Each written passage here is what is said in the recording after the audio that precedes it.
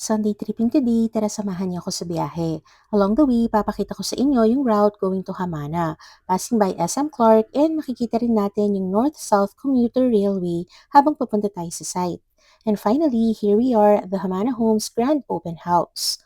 Dito, pinakita namin sa clients ang Miana Duplex and Nania Single Attached. Miana is a great option for families looking for a comfortable and practical home.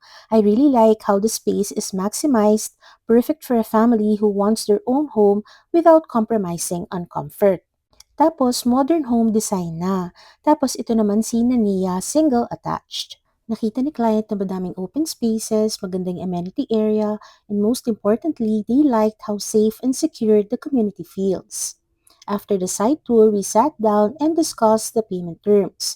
By the way, alam niyo ba na Hamana Homes offers Paylight? Message me, I'd be happy to assist you. From Hamana, diretso naman tayo dito sa Mawing Residences, Santa Cruz, Porac. Mas nagustuhan naman nila dito yung mismong bahay kasi mas malaki, semi-furnished, and ready for their family.